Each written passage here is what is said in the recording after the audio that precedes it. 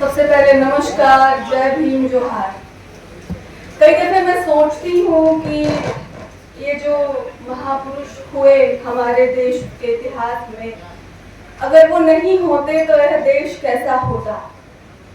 और जैसे ही हम यह बात सोचते हैं, तभी जो हमने विषय रखा है संगोष्ठी का, आरक्षण की प्रासंगिकता, उन बातों की प्रासंगिकता तो समझ में आ जाती है।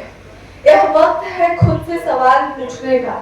अगर आपको लगता है कि समाज में बराबरी है, आप आरक्षण का विरोध करिए। अगर आपको लगता है कि जमीनों पर बराबरी है, आप आरक्षण का विरोध करिए। अगर आपके घर में तथाकथित दलित और सवर्ण के लिए एक थाली, एक लोटा, एक गिलास है, तब आप आरक्षण का विरोध करिए।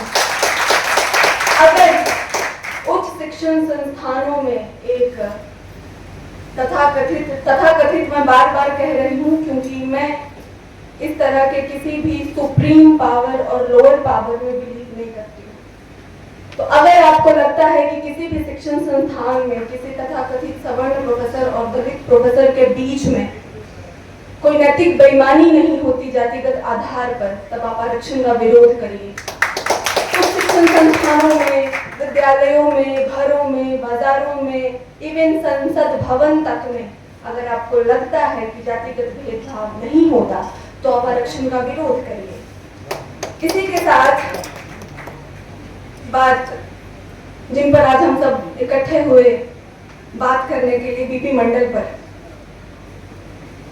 जब देश में राजनीतिक उथल पुथल का वो दौर था, जब जातिगत आरक्षण की बात हो रही थी, ओबीसी के हितों की बात हो रही थी, तब एक नारा, राजा नहीं फकीर है, देश की तकदीर है, यही वो नारा था जो आगे चल करके जिसने एक निर्णायक भूमिका बनाई।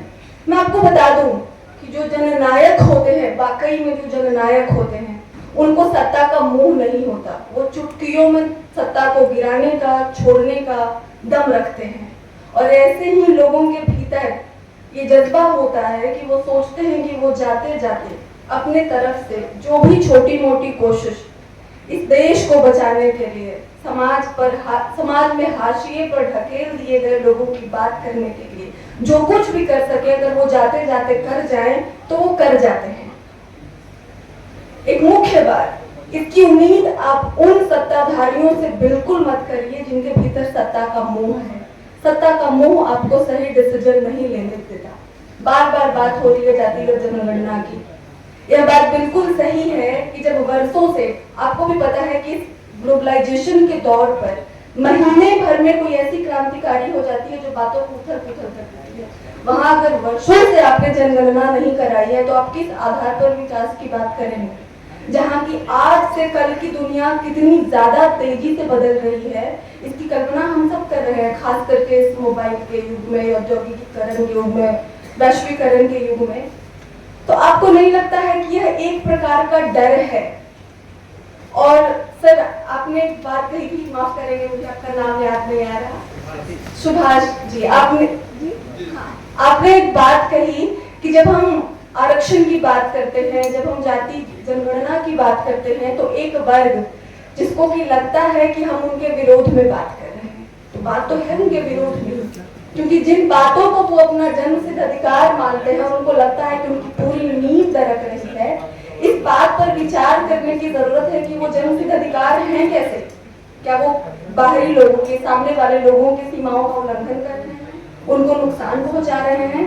अगर वो बातें वैसी हैं, तो हाँ बिल्कुल, ये उस मानसिकता के खिलाफ की बात है, ये सामंतवाद के खिलाफ की बात है, यह सालों से जकड़ी आ रही उस, क्या मैं बोलूं, उस जंजाल का विरोध है, जिसके साथ रहते हुए कम से कम हम भारत के आगे बढ़ने की उम्मीद नहीं कर सकते। वह लोग बहुत झूठे हैं जो इन सबों को भीतर ही पाल पाल करके और सामाजिक परिवर्तन की बात करते हैं, इस देश को आगे ले जाने की बात करते हैं। दरअसल एक बात और, कि यह लोग जो ऐसी बात करते हैं, यह भोगवादी लोग हैं। ये जानते हैं कि मरने के बाद की कोई दुनिया होती नहीं है, इनको सब कुछ अभी भोगना है। यह आपको भले डर दिखाएंगे कि मरने के बाद की दुनिया है, पाप पुण्य से परे कुछ चीज है, लेकिन ये भोग रहे हैं। सभी संसाधनों को, नौकरियों को, ऊंचे पदों को ये भोग रहे हैं। दूसरी बात, एक बात और जो खत्म करूंगी बस 1 से 1.5 मिनट में अपनी बात, वह ये है कि माफ करिएगा, आरोप लगता है आजकल, मैं शुरू से जब से मैं इस हॉल में आई और कल भी मैंने एक साथी को फोन करके पूछा कि खरी खरी बात करनी है या मिला जुला के बात करनी है। मैंने पूछा पहले, क्योंकि वाकई में शिक्षण संस्थान है।